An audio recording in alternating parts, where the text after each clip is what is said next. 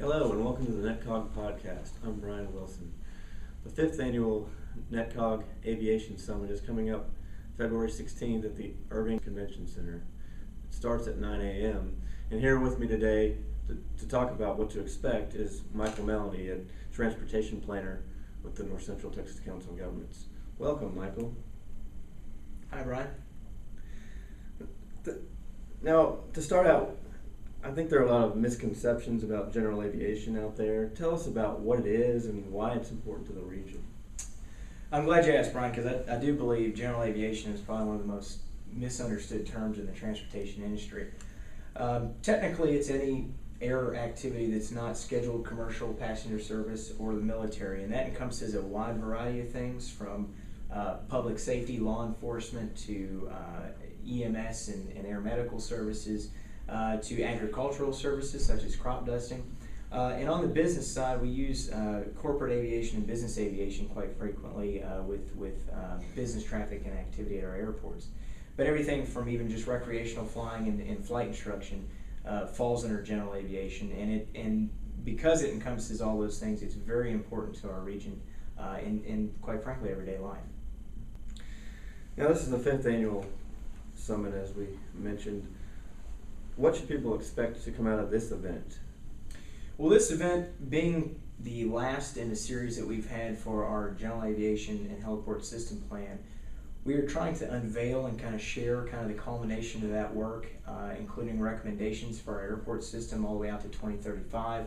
We're looking at demand forecast and what we want to share there. But we're also sharing some things about the current state of the industry, trends that are happening, unmanned aircraft systems, our workforce issues, and even about our history of aviation and mechanics in aviation. So we're going to have a wide variety of topics, and I think people will really enjoy it. And you have an interesting lineup of speakers. Tell us about who will appear there at the Aviation Summit this year. Well, this year I think we do have a great lineup. Our keynote speaker is Mr. Perot Jr. He's an avid flyer and has been involved in aviation quite a bit, so he's going to be a great headline for us. But we also have a variety of speakers that morning that I think people will enjoy. We have a renowned author and historian, Jacinta Bradley Kuntz, who's going to be speaking about a book she had just authored.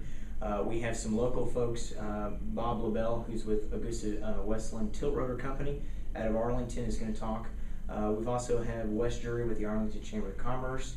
We've got State Senator Royce West, who's going to be here as well to speak on behalf of some of the things that we've got going on that side of the house. So along with state aviation, federal aviation, and our local aviation officials to kind of speak on our system of airports and where we're heading in the future.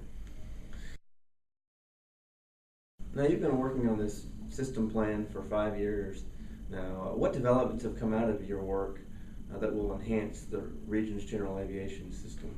Well, Brian, over the past 5 years, we have produced a variety of materials, reports, and other things that our airport community can utilize. We've inventoried our system.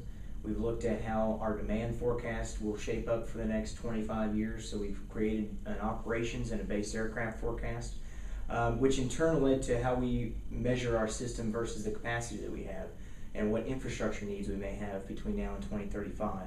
And what we found is that we're going to have some fairly strong growth over those next years, not unlike our demographic forecast. But our airport system is going to be fairly well equipped to adapt to that. But we've got to make sure that we're going to be monitoring how our airports improve and invest in their capital improvements over the next 25 years. But in the meantime, we've created a lot of outreach materials. We've looked at ways that we can share the data that we've collected. And I think we've come up with some good stuff for our region as a whole to utilize and better be prepared for 2035. So tell us how general aviation fits into the broader regional transportation system for North Central Texas. Well, the airport system, from the way we view it, is very vital, and it's a major transportation link between our region and the rest of the nation and even the world. It's a global connectivity that we have through our airport system.